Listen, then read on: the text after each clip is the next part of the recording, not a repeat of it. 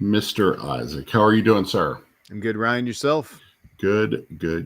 We've got two guests waiting in the wings. Why don't we introduce Darren and Jason? I have no clue where they're going to appear on the screen because we did not test this. Hey. Oh, there we go. Hey, everybody. Hello. We're going to switch people around here. I'm getting there. Busy. We go. Darren, Jason, how are you all doing today? Doing great. Thanks for having us. Doing great.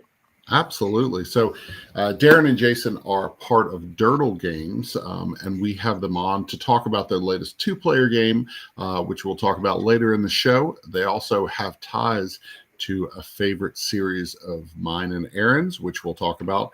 And maybe we'll even get Isaac to chime in on how much he loves this series. I don't know. It'll be interesting. So it's going to be a bumpy ride here tonight. It will definitely be bumpy. That's the only way we do this. This is why we do it on Monday. So yeah, we're kick the week off, right? Yeah, we're the comedy that we bring to you Monday.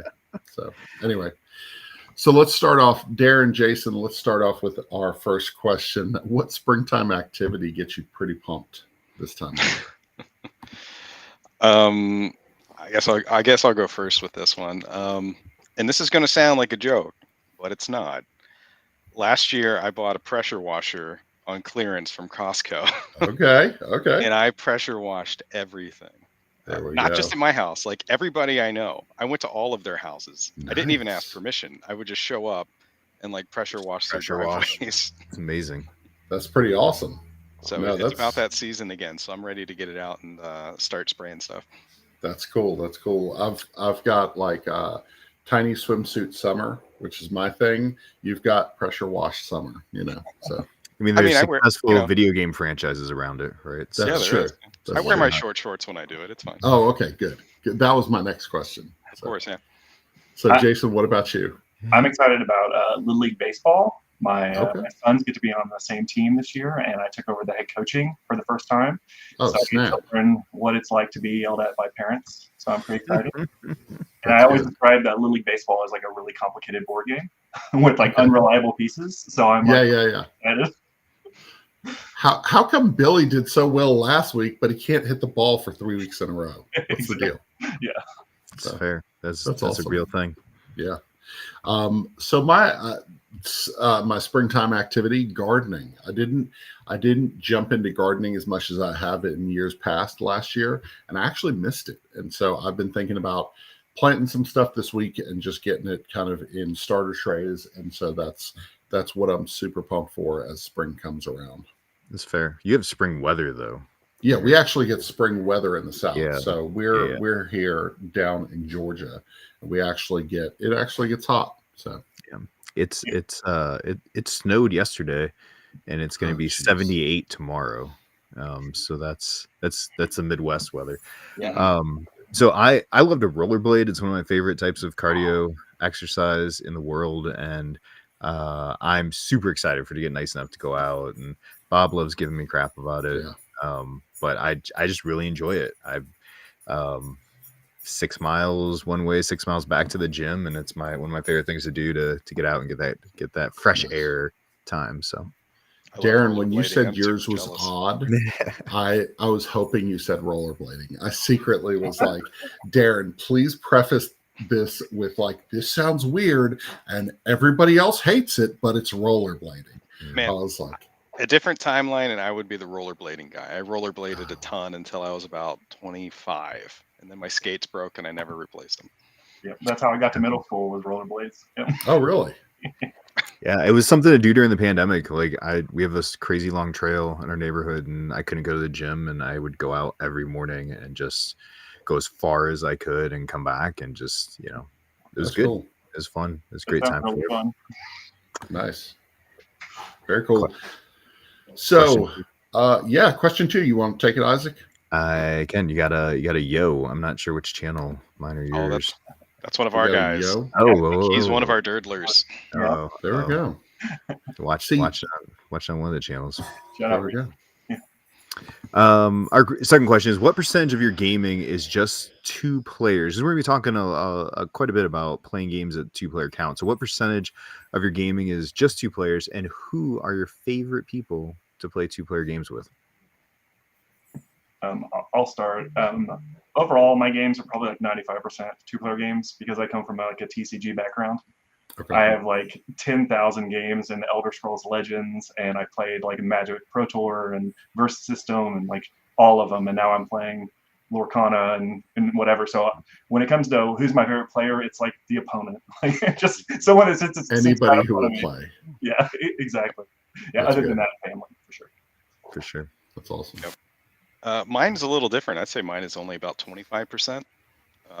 So I have friends over. We play games at the house. I go down to the local game shop. We play there, but never really 2-player. So my 2-player games are almost exclusively limited to playing with my wife, who is a very good gamer in her own right, and her favorite thing to do is to beat me at games. There we go.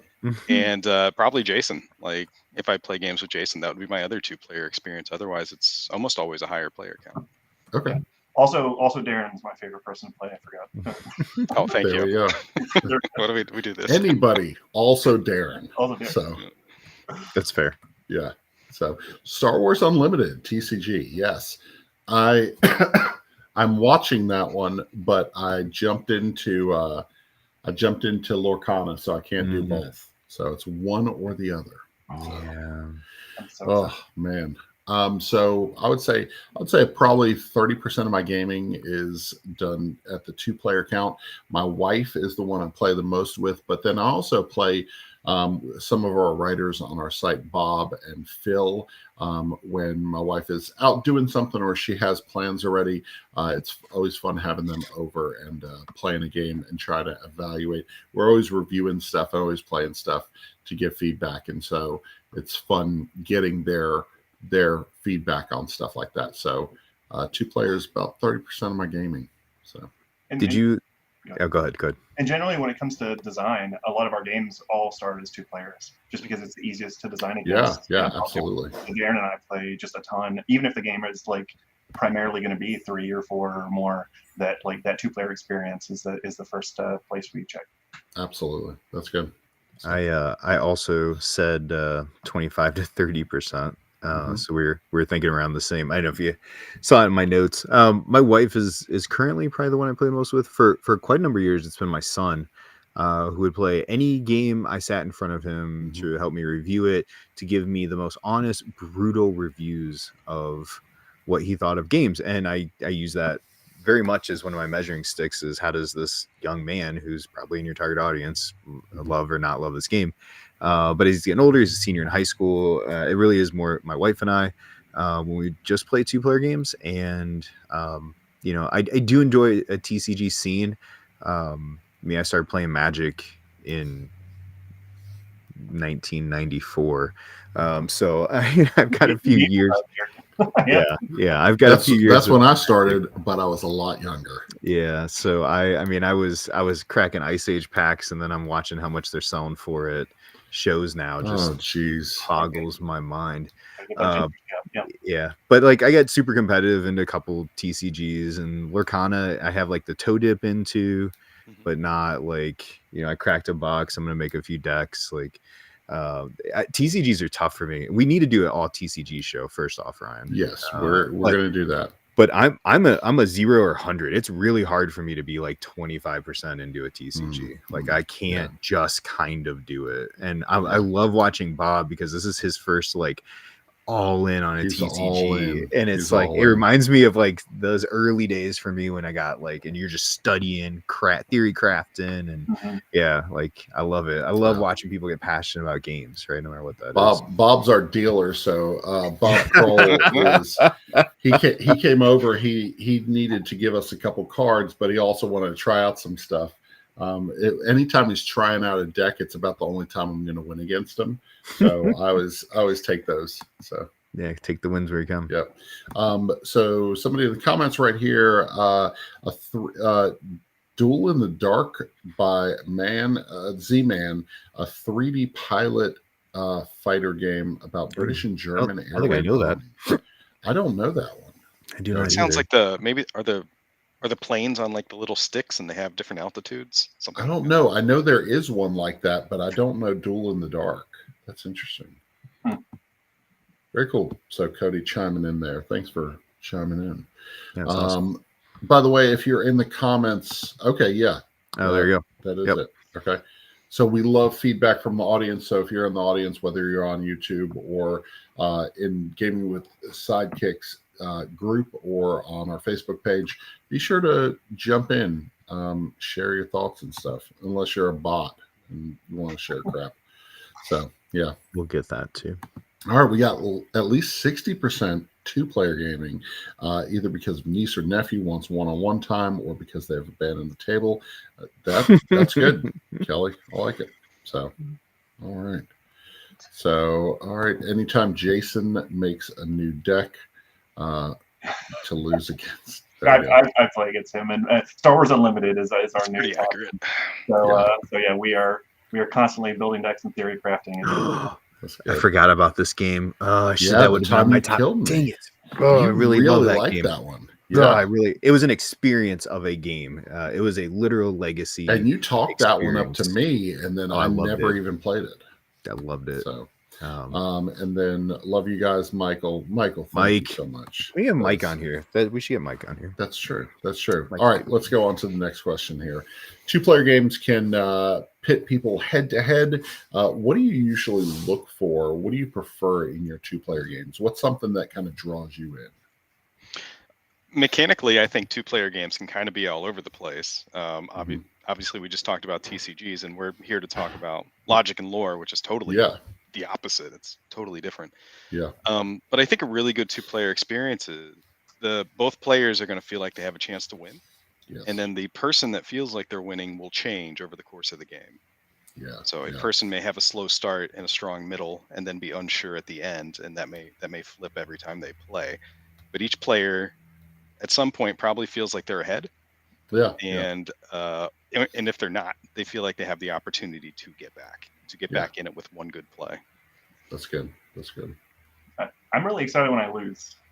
Like when a game when I lose and I feel like it was my fault and I know that there's room to grow in a game, I love it. So it's one of the biggest green flags to me if I lose the first of any game. I mean, especially two players because it's a zero-sum game, and you know that especially when someone who's a little bit more experienced just really wins significantly. I love it. Nice. I think for two-player games, for me, it's that one of the things I really like is when a two-player game is asymmetric, whether it's player powers or whether it's the characters on either side have something different going for them. I really like that. And I think, what is it? I've got the freaking sticker, Skull Hollow. Skull Hollow, right there. Yeah, Skull Hollow, yeah. Yeah, Skull Hollow does an amazing job of giving players two different sets of like, not rules, but two different goals, and it really feels good, and it's weighted so well. And I really like it when a two-player game does that. So I'm thinking of all these two-player games I should have. Yeah, it's like I've got a stack here, but I could have had like 4 more stacks. Because I was thinking of and I can't think of what it's called. I'll look it up. But for me, for two-player games, head-to-head combat seems like the default for a lot of two-player games, right? I'm taking on you, and especially in a TCG world, right? So if you're good with that kind of gameplay, I'm in. Let's do it. Head-to-head, last man standing. That being said, it's not my wife's favorite type of gameplay, direct conflict between two players. So for her and I, it's more puzzly stuff, abstract stuff. Like I'd be more likely to sit down and play Splendor with her or a Gentle Rain and really just enjoy that two-player experience with her. That's true. A shout out to Watergate, two-player game. That is a great game also. Man. Like I almost said this, Jason. So I like games with a push and pull mechanic, a race mechanic. Yep, Seven Wonders Duel. Yes, I've got one of those push and pull mechanics. Seven Wonders Duel. There we go. Push pull. All right. So what you got next, Isaac? Our next question is, what is a game in your collection that you actually prefer at 2 players, even though it can and does play higher player counts? For sure, for me, it's Innovation by Carl Chudig. It's Okay. the like civilization game that comes in a small box and it's just cards. And by the time you start playing it, everything splays out and it looks like madness. But if you're initiated, then it's perfectly sane. But and you can play with multiple players. But when you do, like the demand mechanic requires you to check icons on like everybody's board all the time, and because of that, it really turns the game into a slog. And like the perfect example of that game, I think, is the heads up. I mean, it's riotous to play it with multiple players, but I like the heads up play a lot more. That's good. I don't know that one. So just good. added it to my list. It's impressive. That's cool. It looks like you're doing like alchemy or something on the table with all the cards, but it's an impressive machine that Carl set up. Yeah, one of my favorite of any game. It's terrific. That's awesome. I don't know that one at all. Yeah, he's I guess I'll throw mine out there. I can kind of lump these together, but I'll start with the first example, which is Roll Through the Ages, the Bronze Age. Okay. This is an older title. It's one of Matt Leacock's first titles. It might be 10 or 12 years old now, and I think I had it since day one. It has never left my collection. I've only played it more than 2 players, like 3 or 4 times. Not many times at all. But I primarily play that with my wife, and because of the way the game is made, I don't really want to play it with more than 2 players because it's people have to watch you take your turn while you do that, right? And I find that for quite a few of the roll and write, the flip and writes, things like that. I find a lot of times I'm perfectly happy playing those as 2 players. I have one sitting here, which I'll show later, but I would just as happily play that at 2 players as I would at 10 players, even though I could probably handle a bunch of players. I don't get the gain from it, so a lot of roll and writes I will put in the category if I would rather just play those with my wife. Nice.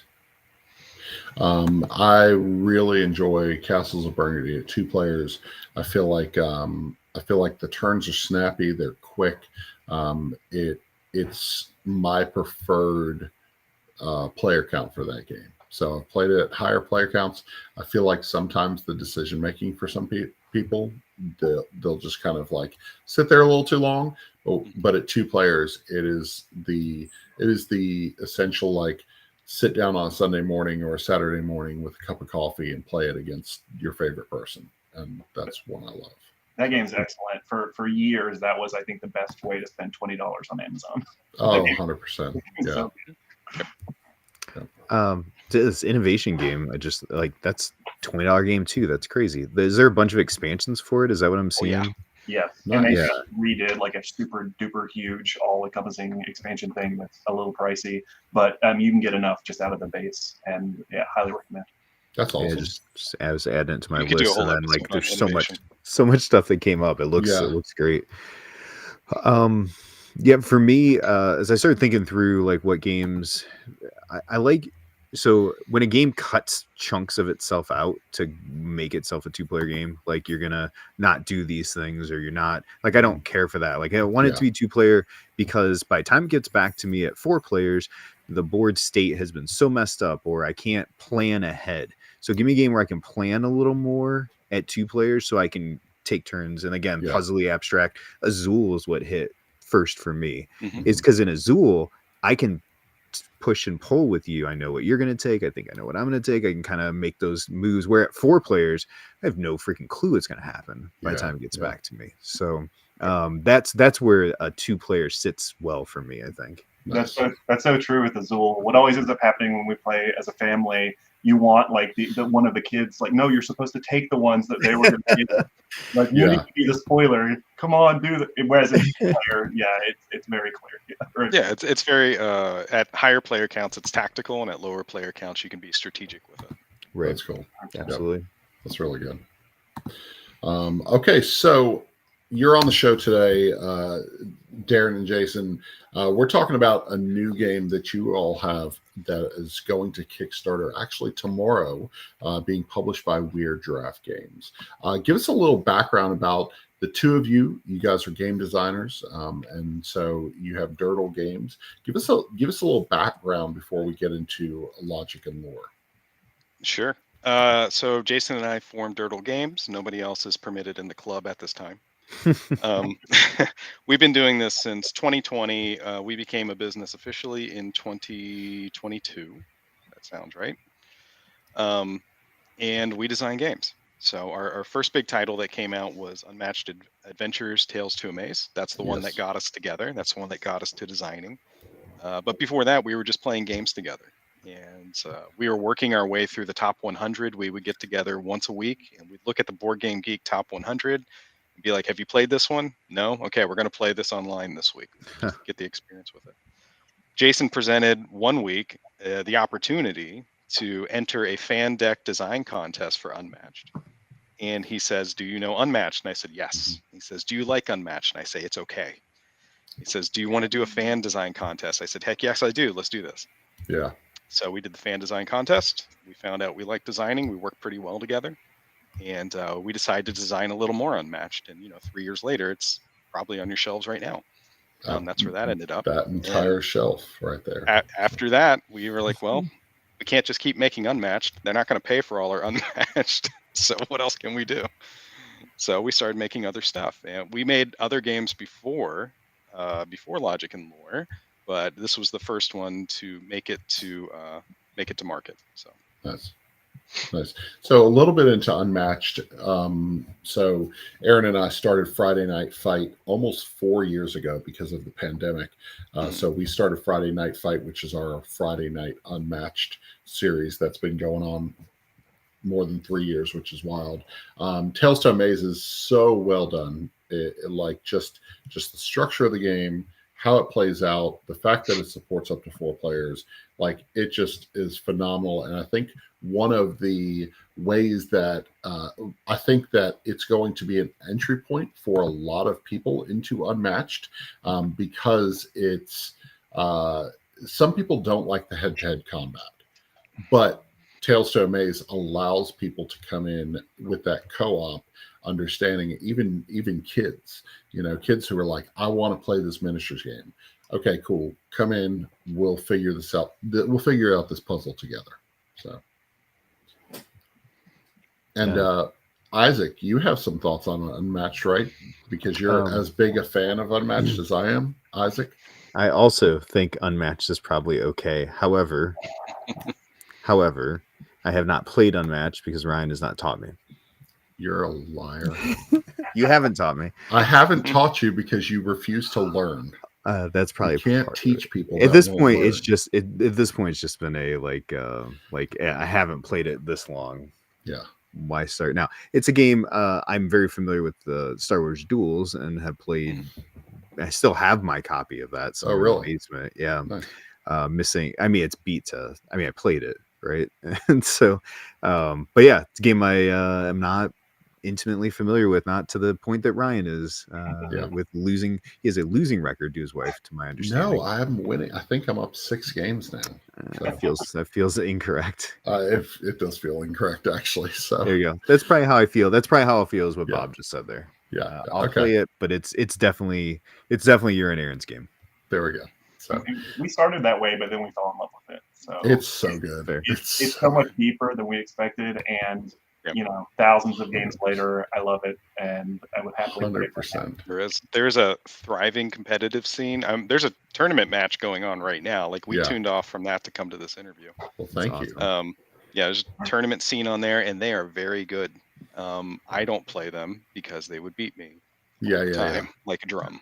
Yeah, we're super casual about it, and sometimes it's funny because the really hardcore will look at our channel and be like, oh, they're not hardcore enough, they got this one rule wrong.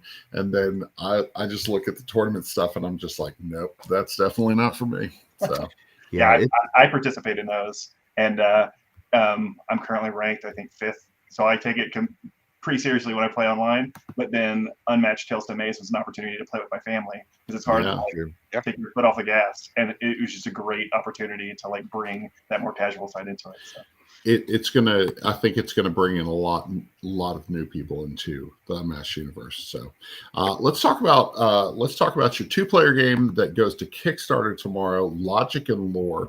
Give us a little heads up about how this came about and the development of this 2-player deduction game.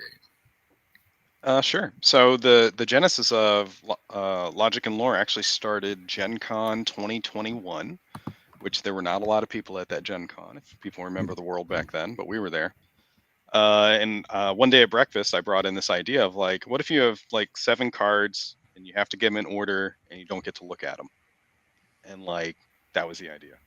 I wanted to do something with moon phases. I wanted to have tarot cards. And, I had some cards like written down and we put them on the table and we kind of, moved them around and stuff and had some ideas. And then we forgot about it for about 9 more months. Like that's as far as the idea went. So we came back to it before Gen Con 2022 and we put it back on the table. And when it went back on the table, we learned some stuff pretty quickly, which is one, this is a game of asking questions. This is a game of making connections between cards. This is how you're going to actually determine, which cards are which. You don't get to look at them. Your opponent is also going to be your facilitator in figuring out this puzzle. Okay. We figured out some other stuff too, which is like I talked about earlier, where you want to have the opportunity to slingshot back and forth with your opponent. So what if you have the opportunity to just win the game whenever you want to? Maybe you aren't confident you're going to win the game, but you always hold that threat over your opponent's head of like, don't take too long, because maybe I've actually got this figured out and you don't realize it. I'm going to end this right now and win this game. So we were able to kind of put all those pieces together. We jammed on the game with a lot of people, brought it to Gen Con. And we actually brought other games to Gen Con, which nobody cares about. Nobody was interested in those. But one of them did give us the opportunity to talk to Carla Kopp at Weird Giraffe. And I got done demoing one of our other games. And she was like, that was fine. And I said, I was like, are you looking for any other type of game? And she's like, what do you got? And that was right about the time Jason rolled up to the meeting and we sat down, we put out, it wasn't called Logic and Lore at the time, but we put it out on the table and Carla was very much into it. She really liked the game. It really tickles the analytical part of some people's brains. Mm-hmm. She happens to have one of those types of brains. And, Weird Giraffe took it. And here we are all this time later and we have a box and Jason did the art for it. And it's been through, I don't know, thousands of play tests at this point. And we're really pleased with how it all came together. Very cool. Yeah, awesome. It really springs from just a really simple ask of just put these cards in order. It ends up playing a little bit like a competitive Hanabi, almost, with like a little bit of clue involved. And one of the big breakthroughs of the game was that we decided that you have these face down cards that are misaligned, and you know how your opponent's doing because you see their cards every turn, how close they are. So at the beginning of every turn, you have the option to win or lose. Flip all of your cards face up. And if they're in the right order, you win. And if they're not, that you lose. So it created this like level of tension that we really loved, and otherwise kind of like a cozy move around my puzzle game. So that level of player interaction came from that. That's awesome. Awesome. So what does it take to create a deduction game for 2 players? I think it's interesting. We often think of deduction games as you're trying to find out identities of all these different people. Deduction games are primarily like bigger party games or group games, but you're fitting deduction and math essentially into a smaller 2-player experience. Yeah. What you just defined is the difference of social deduction versus pure deduction, right? So a lot of deduction games, you have a solution that is unknown to all of the players, right? And when you have 2 players, that's a problem because who checks the answer, right? Yeah. So with Logic and Lore, your opponent checks the answer all the time. They always know what your answer is, right? And you always know what their answer is, but you don't know what your own answer is. So that's how we kind of made it work. Yeah. Yeah. In that way, it's kind of closer to the way that like Battleship plays a little bit. Yeah. That's cool. Glowing endorsement right here. I've never won, but I'm backing it on day one. It's awesome. We've heard that from multiple people where they're like, I am not good at this game, but I really want it. That's good. That's a really good thing. It's Yeah. like when my wife and I play a game and one of us never wins, and it's like, I'll still play it with you, So that's a mark of a great game. And to talk about the type of players that tend to gravitate toward this game, we play this a lot with kids. We have some great modes for kids to play, and we play a lot with like non-gamer folks in the family. And then on the other side of it, it also has like enough challenge that some of our most gamerly friends play it, and I think that I'm gonna be in a tournament for it in a couple weeks. Nice. So like it gets both sides. So we're really happy with the way that it can kind of play to a wide audience. That's great. Awesome. Excellent. Very cool. All right. Well, Logic and Lore debuts tomorrow on Kickstarter, so you're going to be able to jump into that Kickstarter campaign tomorrow. Weird Giraffe Games, Carla Kopp. Love Carla. Very grateful for the games that she brings to the table. Definitely, we've definitely played plenty of Weird Giraffe games over the years. So definitely check out Logic and Lore coming to Kickstarter tomorrow, the 27th, February 27th. So Can you put the link in the comments? yes, link in the comments. Be sure to check it out. So Perfect. there we go. See, Isaac, if kids can play, you should be able to figure it out. Boom. You have the worst people I get to know in board games. Blasted by your own fans. Yeah. Chad is my number one fan. Number one fan. Loves to tear us down. So Chad Elkins, the man, the myth, the legend behind 25th Century Games. There we go. Who just ended his campaign on Friday. Yeah, Of 797 international games that he brought. Yes, I knew it ended because me and Aaron had to look at our budget and say, can we afford all the games that we bought from the 25th century? They make great games. They really do. So, so now we're on to our final segment of the show. Game Chat presents Pick 5. These are your favorite games for your table of 2. Where's the graphic?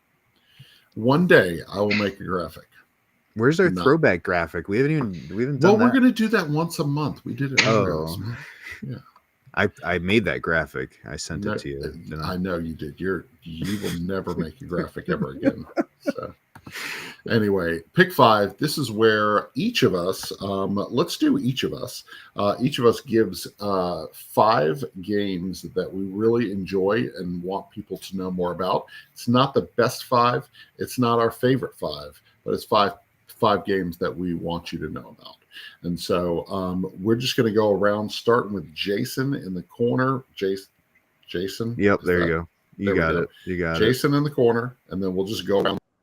To wrap up the discussion from earlier, I'm just going to do a shout out to TCGs generally. I love Versus System, the game from a decade ago. That's now but the amount of that I played is incredible. But just Star Wars Unlimited that's coming out soon. I couldn't pick just one. So just TCGs, like TCGs in general. Good. They're good. Let's play them. That's good. That's a good first pick. All right, Darren. I guess I'll do my next one. So I talked about roll and writes a little earlier. So I'm going to show the latest roll and write that's had my attention, which is Mindspace. Oh, so good. So I've it heard is about quite enjoyable. Yeah. When I bought this, I cared nothing about it. I had no idea what it was, and it is the one of that group that I have played the most. I took this with me on vacation to Mexico and played it like 4 times while I was down there. So yeah, it's great.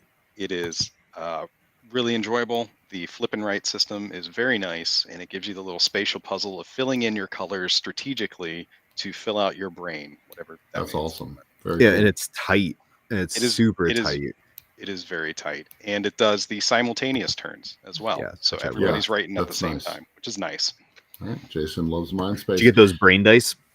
Of course I did. Yeah. And I got extra markers too. Yeah, of course. Chad found your top 5 list, Isaac. Yeah, I saw Dice Masters times 5. So, Yeah, that was my zenith of competitive gaming. there we go. This one's King Domino Duel, Blue Orange Games. Not a lot of people know about this, and it's a very, very underrated game. It's got that sweet little clasp right there. This is a King Domino roll and write. What you're doing is you're rolling the dice and you're drafting the dice to make your own dominoes to fill out this kingdom grid. It's really well done, and I love how portable it is. This is a game that for a while, this was our go-to. We would throw it in my wife's purse, and we would be eating dinner at a restaurant, and this is the game that would hit the table. It's really fun, and I actually forgot about it for a little while.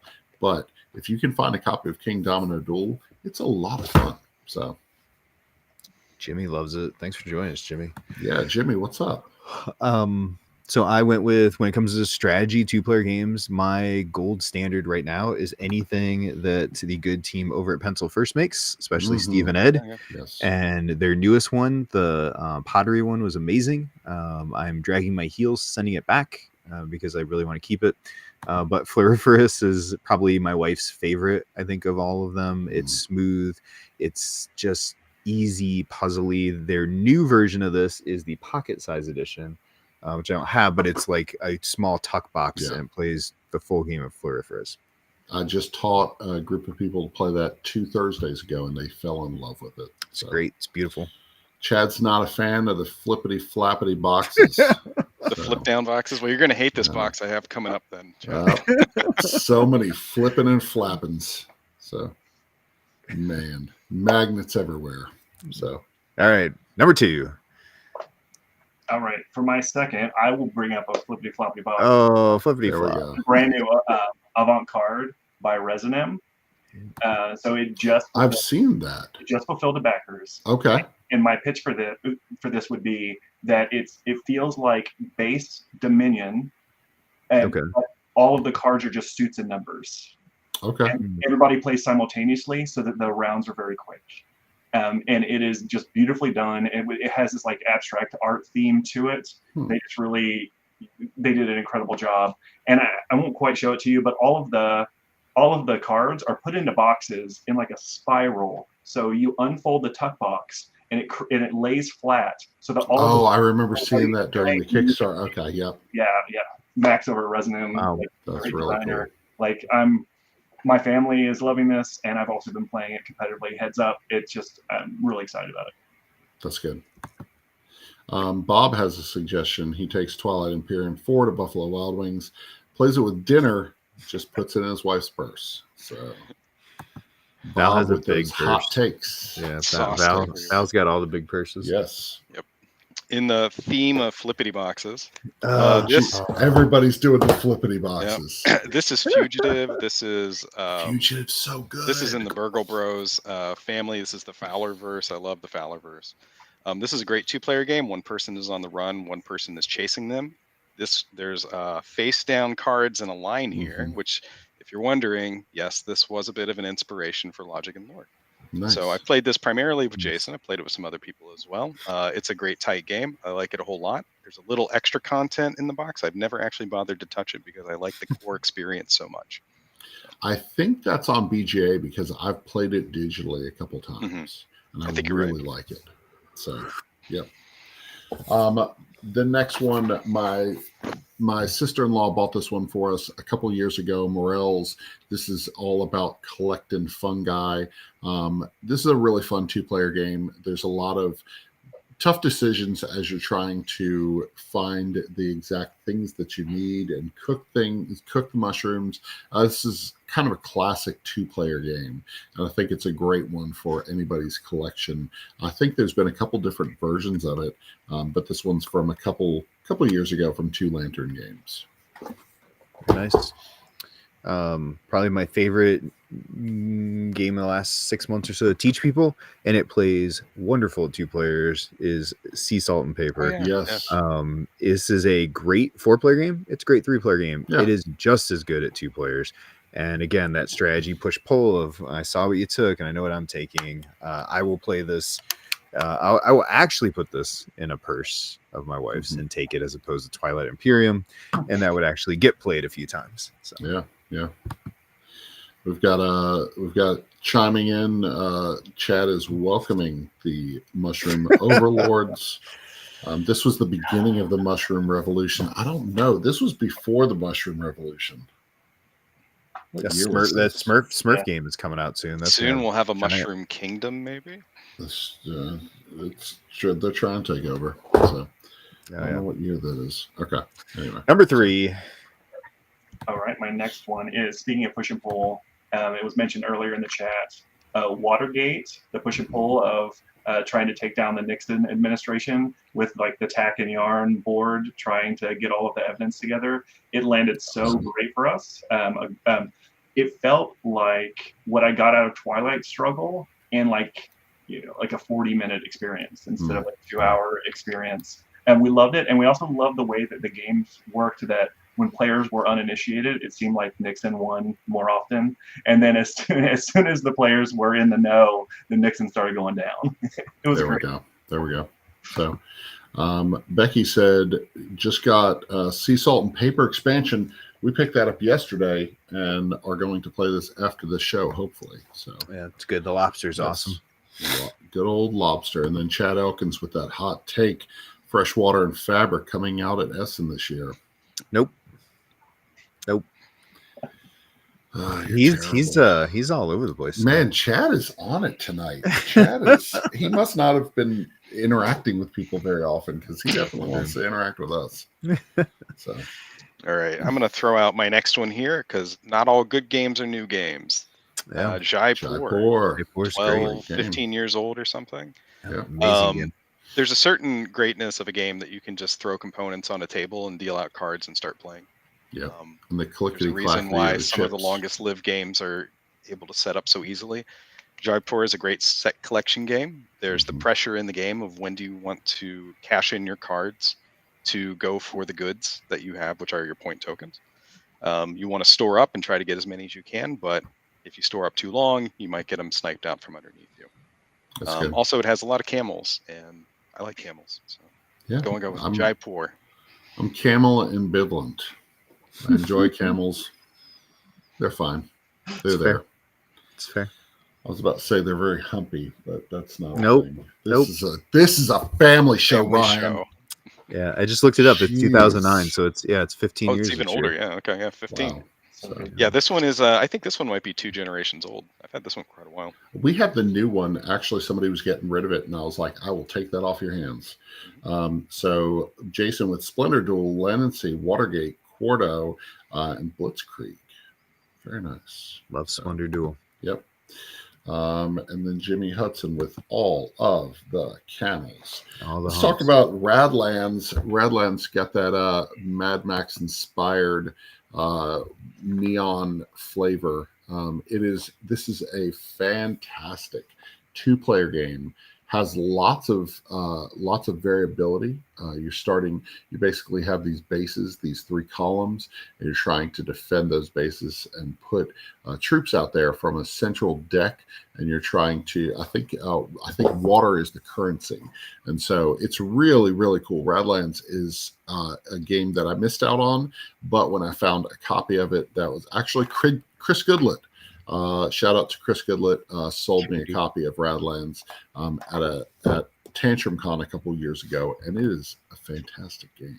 So love that. I love that lane play in Radlands, because it reminds me of some of my favorite TCGs. It feels like it's a little bit of just a TCG in a box. That's a great. Yeah. Yep. It's awesome. Beautifully challenging is what the box says for this one, and it was a surprise for me at Origins, and one I absolutely love putting out, because people can't get over how easy this is to understand, but how beautiful it is and how fun it is to play as Shobu. Shobu is just like it's a chess, checkers, Onitama, right, type of strategy game where you're just gonna have a ton of fun playing this one-on-one, head-to-head with another player. If you really enjoy that type of strategy play, and it's so simple, right? Couple wooden boards, couple of literal river stones that they went and found. I love it. I love everything about it. and a rope. And the rope, yeah. The So, rope it doesn't need to be there, but we're talking about ropes for a little while. Like Because 3 years. with logic and lore, I several times pitched the solution to Darren, an actual functional rope to create the center line in logic and lore. And he shot me down, and I said, Shobu. Shobu has There we proven go. that a rope can be a component. Whether That's it's hilarious. He brings it up all the time too. He's like, you know what this could be? This could be a rope. It could be a rope. Yeah. We This put could be a on. rope. absolutely. We could be the number 2 rope based game in the industry. Good, yeah.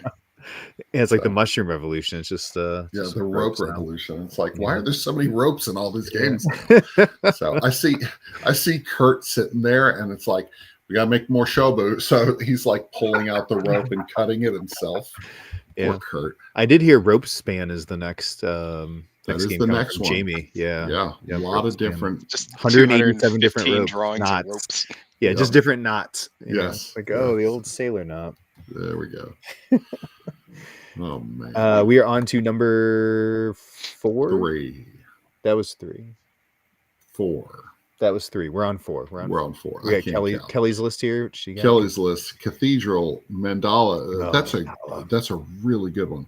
Codenames Duet, King Domino Duel, KD Duel, King Kate. I don't know what that is. Shobu, honorable mention to Patchwork, and a curse you in the intro. Paper Sumo. Yes, Kelly. King You Domino know, Duel. you bought Paper Sumo. Do you guys know Yes. this game? He talks about this game a lot. I have not talked about this game a You lot. have I talked about this about on it this one show time. more than one time. Twice. Paper Sumo, guys. Paper Sumo is a thing. It's the most ridiculous game I own. Yeah, It's I don't know anything about it. Please tell me. Holy crap. Okay. It sounds like origami sumo wrestlers. That's all it is. Okay. It You guys had a keep weird talking. commercial, I'll too. go find it. All right, well, start in on your number 4. We'll let him.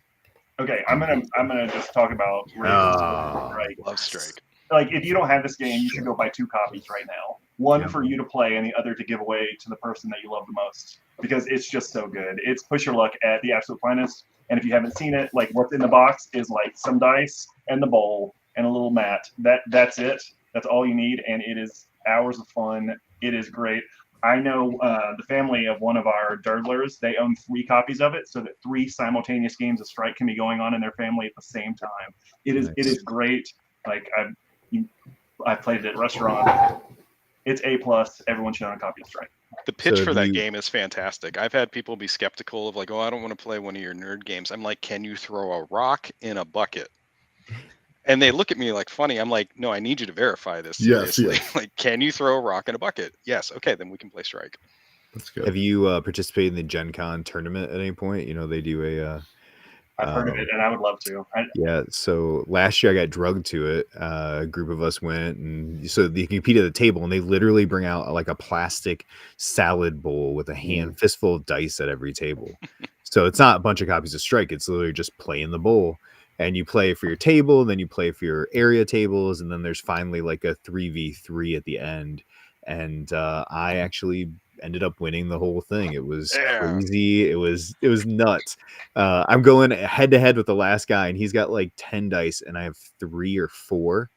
And he's flexing. He starts missing the bowl, right? And people are going crazy. It was the most energy I've ever seen for a live game. And I throw a die and I knock out, like I get back 4, and everybody goes nuts. And I had a tank top on under my shirt, and I rip my shirt off and throw it and just start going, yeah, let's go. And that just like it was so absurd of a moment that I see the pictures. I'm like, how did that happen like that? But it was fun, right? And Strike is that fun, silly, like same with like tumbling dice, right? It makes that same type of craziness. Thank you for sharing that. That's great, and I'll be there next year. Yeah, I got to defend my title. Yeah, it's great. So my mom in the comments, welcome. We have Strike. It's great. We bought that one. Hey, welcome. Yeah, you guys bought that one. I think we at Target that year. So thanks for Ryan, Mom. Yeah, thanks for birthing me. Yeah. It just got weirder. Super weird. All right. Following that, we'll go to the next game. I guess. Sorry. Okay, so for the last couple years, Dirtle Games has been on a trick-taking kick. And so this is Sail. It is a cooperative Yes. trick-taking game where you play tricks to move a little boat through some of the worst seas you can imagine. This is a game that rewards repeat plays, much like trick-taking does. If you play with a partner repeatedly, you will be better at this game because Yeah. you'll start to understand the meta, and you'll have an understanding with your partner while you're trying to move your little boat through the very rough seas. So if you know traditional trick-taking games like hearts, spades, bridge, things like that, you need to understand what your partner is thinking, and that also applies in this game, Sail. Yeah. It is a Japanese game, and it went by the previous name of Hamelin Cove. Yeah. But this is the super duper premium one. It's very nice. I enjoyed it Yeah. a lot. Nice. I saw that at Tantrum Con. Really cool looking game. So, yeah. So, Derek Funkhauser, I came to see Ryan and was disappointed to see Isaac. So, Thanks, Derek Funkhauser. Another fan. it's the best. Always the best. All right. So, this one, Wizards of the Grimoire. This one, man. If you like TCGs and you just want to buy one box of stuff and not have to buy all this other stuff and spend money, Wizards of the Grimoire. This one's really good. You're basically you have 10 spells sitting in the center of the table, and you're trying to synergize with different spell types and trying to defeat your opponent. It's very similar as far as like Hero Realms or something like that, where you're taking these spells and like hitting the other player and decreasing their hit points. Wizards of the Grimoire is a very, very fun game. It is one of my favorite two-player games of all time, and not enough people know about it. So get on that. I'm sold. I'm gonna buy it right now. No doubt. You got It me. is. Yep. It is legit, and like everything, the artwork's really fun. Three different types, three different functional spell types. Everything like you're looking for synergies because something can trigger because something can be very costly and trigger one time really big, but then you have to find a way to get the mana off of that card so that you can re-trigger it quicker.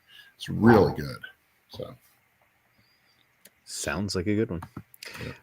I am going to go with a roll and write also, since we're talking about those. And roll and writes are easy two-player games for me, right? And I think one of my wife and I's favorite that's heavy enough and a good time is Three Sisters, right? yes. And any of the Riddle and Pinchback stuff I really enjoy, but this one feels about right. And it came out around the same time with the other super heavy two-pager, Hadrian's Wall. Mhm. And Hadrian's felt like accounting, and this feels like, hey, I can kind of get the rhythm of where this is going. So usually I'll start here and it's like, this is good, but like, can you imagine if this was heavier? I'm like, oh, I've got something else for you. But Three Sisters, I love the theme, I love the style. I think it's my favorite of the boys game of Same. Riddle and Pinchback. Same. So, with French Quarter right behind it. I still need to play that. It's 4. really good. That was 4. That was 4. Yep. Number We're up to 5. Last one. This better be a good one. I was tempted to do Unmatched, but I'm instead going to grab Clask. It's so good. There we go. Class. Good. Where's Love the it. picture of it? Yep, there it is. Clask. The All the words and the game in the bottom corner.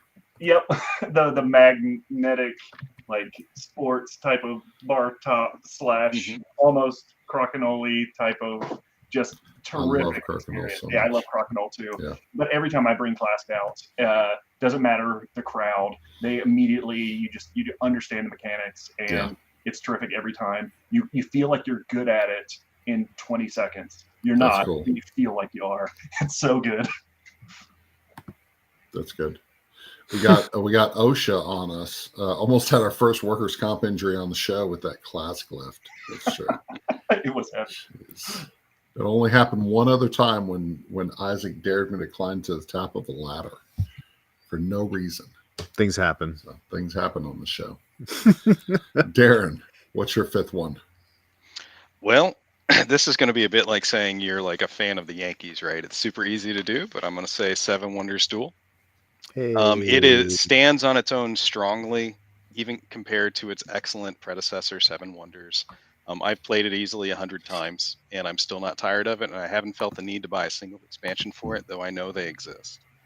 The the tension and the planning that you can do, especially when you get to higher levels in the game, is fantastic. If I'm playing against a very good player, I'm probably planning 4 to 5 turns in advance. I'm looking up the pyramid of cards that I can draft, and figuring out how I can chain those together with my wonders to extend my turn and get those extra actions in there. Yeah. I loved it so much. I played in a tournament at Gen Con, and I hit top 4 and got this little Boom. medal piece.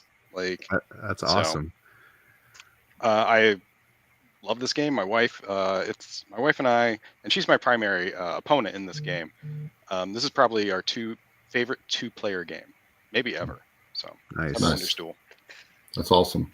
So We have a question from Derek Funkhauser there. Did you see that? Good. He's asking what the status people are trolls. So what's the status of This Grandma is Baking a Championship game? Dirtle This is- question. No, this is what now? This is So a Dirtle Games Oh, question. okay. we were pitching around. It was like the prototype was called Championship, and it was a bracketed cookie baking. Interesting. And we love it, and we can't talk about it, but it'll be a thing eventually. Ooh, Okay. Nice. That's right. I do love grandmas and baking. So It's heard a very that. cute. It's a very I've heard cute that theme from on you top on of a multiple very occasions. cutthroat game. It is a very cutthroat game. Yeah. Yes. Chad's even talking about it. So yeah, it had Chad's talking about it. had some memories. Somebody lucked into it then. Yeah. Memorable we grandmas. pitch at Origins and had an opportunity to show both Chad and Derek Championship. Mhm. Very Nice. cool. My last game is the 2-player game. This is Crunch Time. This is basketball highlights. So if you are familiar with baseball highlights, same designer. Crunch Time is a basketball game where players are playing with 5 players on the court. You're using cards, and you have 5 rounds to score as many points as possible. It's actually a almost like a meter going back and forth based on your score, and wherever the ball lands at the end of the game is who wins. It is really, really well done, very well balanced, and tough decision making in a half court basketball game. So very fun. This one's from Eagle Griffin Games. I love Mike Fitzgerald games. So- That's awesome. Yeah. How would It's how would you compare that to like bottom of the ninth? Is it in that vein? So I don't play baseball games because baseball sucks. It's a terrible. He's literally Really wearing a there. baseball shirt. Listen. I don't read the room well, but baseball sucks. It's awful. It's not a The real whole sport. chat is about baseball right Well, now. it's Are you kids. missing And that? if it's kids playing baseball, it's Kids playing baseball is awful. No, Crunch Time. I don't know. It's everything's done through these cards and the defense. So everybody's playing an offensive. Everybody's getting an offensive turn, and then the other person gets to do defense. And defense is so limited that you have to put yourself in a good position a turn ahead of the other player having offensive turn. It's really well done. Like it's a lot thinkier than you would imagine.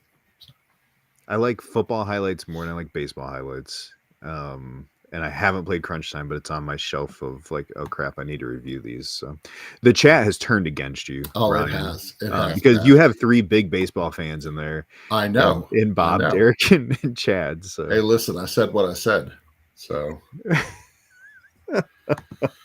my number 5 is also classic. It is 10 years old. It has been re-implemented in so many different skins, so many different versions. The roll and write is awful, but the original game of Patchwork is a great 2-player experience. Easy to play, simple to get to the table. I will take regular old Patchwork any day of the week for anybody that's wanting to play a strategic game but doesn't want to play something super cutthroaty. And I love watching first-time players play it and go, what do you mean my score is negative 40 something? How did that I know you did so bad. So that's good. So that's our 5. Yeah, that was it. I misread this as Can't Beat King Griffey Jr. highlight sewing. I thought it was a sewing game that King Griffey Jr. Yeah, like Ryan, honestly, you really should play. And this was on my short list. You really should play Bottom of the Ninth. It's a great It's excellent 2-player game. we love it. I don't love baseball either. That's fair, but that is a great game. I know it's a crap sport. So Oh my gosh. Wow. I'm just saying what everybody else is thinking. Oh. Well, it's been nice being on the last episode of this show. I know, really. Thanks We for lost inviting me. All of our baseball sponsors. I know. We had a bunch of baseball sponsors Yeah, too. banana so. slugs. Did you find Sumu? I Paper didn't. sumo? I didn't. So Here, I'll Paper pull up a picture. Sumo. You explain it to him. So this paper sumo is basically my aunt gave it to me as a gift 10 years ago or something, and it's got no labels on it, no anything. She found it in a bookstore, and it is a game where everything it's the box that is used as the sumo ring, and you actually take the paper pieces and you fold them in half. You punch them out of the heavy, thick cardstock, and then you tap the edges of the box, those little red dots. You tap them until the sumo wrestlers like they're engaged, and then you're tapping, and they're like pushing each other off. It is bonkers. It is. It's electronic football. It's Yeah. like manual electronic football. It's manual electronic football. That's exactly what it is. Yeah. And It's a there's game. like 150 fighters inside this box. The entire box just has tons of paper all in it. So, and if you want, you can punch out like mustaches and hats and stuff to put on your Sure. sumo wrestlers, Balance out your whatever. fighters. So anyway, Third episode that's been oh mentioned now. jeez. Well, it's worth it. So, you know what? I'll go on record. Paper sumo is better than baseball. No, All right. my I gosh. said what I said. Want to fight me? To end our show, we usually like to go with a what have you been playing recently? So what's most recently hit your table? I will go ahead and lead. So I will name a game you can't easily get. Just Ooh. why not?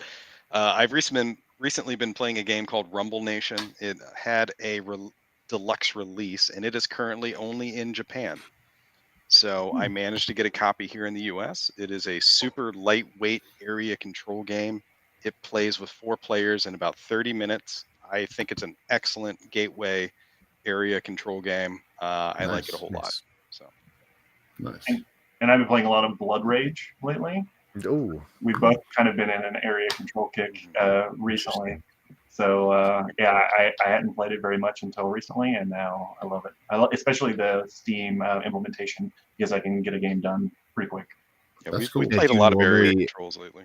I say, do you normally enjoy area controls, or are you just kind of exploring that space deeper? Yeah, a little bit of both. I don't like seek it out, but I enjoy it whenever I'm confronted with it. Sometimes those games last a little long for me. So Darren talking about Rumble Nation, like that's my perfect experience for an area control area majority game, or a digital game of Blood Rage. It takes 20 minutes. Since we're doing a controversial episode with the baseball There we thing, go. Let's do I'm it. going to say that of Eric Lang games, I enjoy The Godfather, Corleone's Empire more than Blood Rage. Okay. I'd say I enjoy Blood Rage the most of Blood Rage, Ankh, all of that Mm-hmm. family of stuff. But yeah, area control is not my favorite. We haven't even done an area controlled episode, I don't think, Ryan. No. But like Um, Rurik is probably the one I would play first if you put a bunch of area control games in front of me, because I love Stan's games. And then after that, it's really like I struggle to find like, oh, I really want to play, this type of game. It's not my favorite type of game. Have you all played Blue Lagoon, Reiner game from a couple of years ago? No, I heard of it, but I've not played it. Yeah, you need to go ahead and find that one. We almost had a friend's relationship end over that one. It's a good one. Oh. So That's a green flag. that's a green flag. If a couple starts to fight while playing the board game, you know it's a good one. Let's really So- stretch the partnership here. Yeah. Yeah. Yeah, we both got to grow. This is a rough episode. Nar. It's a good game. So a lot of Vikings. It's a This great one's game. Pandasaurus, great game. I've taught Nar 3 or 4 times this week. It's really good, really well done. Yeah. I really enjoy it. They partnered with I can't remember the name of the group, but they showed that off at Gen Con last year, and Derek and I, we were walking around, we saw it, we're like, oh, this is beautiful. Like, how do we get this? They're like, it's gonna be a while. And then Yeah, the fact it's so the good. fact Pandasaurus brought it to the masses is amazing. Yeah. I have been playing a ton of Aqua recently. Yes. The new one from the Op. It's good. it's good. It's Calico or Cascadia kind of tile placement, matching things up. It's open like Cascadia, which I like more than restricted like Calico. But I like that the rule point scoring can change as it moves forward. But very flexible. Yeah. It's just a fun abstract with a very pretty art theme thrown over the top of it, and it's by a company called Sidekick Games, which I kind of automatically like it. Automatic, for sure. It's good stuff. So you guys, Logic and Lore releases on Kickstarter tomorrow. Everybody go check it out. Weird Giraffe Games is the publisher. Go out and support Logic and Lore launching tomorrow on Kickstarter. And you want to tell us where that people can find you? Sure. If you want to learn some more about us, we have a website, dirtlegames.com, which is right down there. If you want to contact us on social media, you can check us out on Instagram at dirtlegames. Contact that one because I will respond. We do have a Twitter account, X, whatever it is. And if you contact that one, expect 6 to 8 weeks for a response from Jason. There we go. I will immediately respond. I promise you this. But also, we have a Discord channel too, where our dirtlers hang out, and we organize playtests typically on Wednesday nights. We have a Wednesday night dirtle for the folks that want to try whatever we have on deck that week, and we appreciate it. But also, you can just come hang out, say hi. Nice. We should have like the people who regularly show up for the game chat, like the chatters. You know, the chatters. Yeah. Nothing. We were going between dirtlers and the dirt. The dirt. Yeah. All right, Isaac, you're gonna have to come up with something for us. So. I'll work on it with my graphic design. Oh, geez, it's the worst. One Board Family, Facebook, YouTube, TikTok, Instagram, X, all the places at One Board Family. Head over to oneboardfamily.com. We've got lots of reviews and all kinds of stuff over there.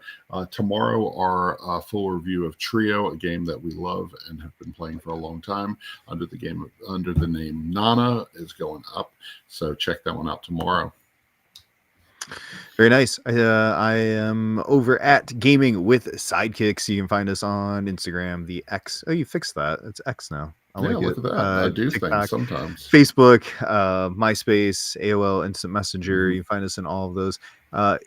Chad says, don't forget Pinterest page. Ironically, 2 different companies told me at PAX Unplugged this year, hey, can you guys do Pinterest content? Because that's like taken off in the board game space. What? I'm like, what? Okay. And it was 2 companies specifically that have pretty games, and they said they're finding a lot of their games getting featured and then traffic coming from Pinterest, which is really interesting. Definitely not a space we've looked at, but TikTok's our big space. But we do reviews. I've got a review of Sandbag, the newest trick taker from Bezier Games that's coming to Origins this year. It'll be premiering really soon.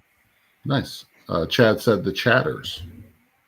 The chatters. No. Nope. Okay, my mom likes Trio. You should too. Thanks, there Mom. We go. Thanks, Mom. We're ending on that note. That'll do it. Thanks for joining us on the show. Jason, Darren, thanks so much for joining us. You guys have a great night. Yeah, thanks for having us. Take care. Thank you. Thanks, guys.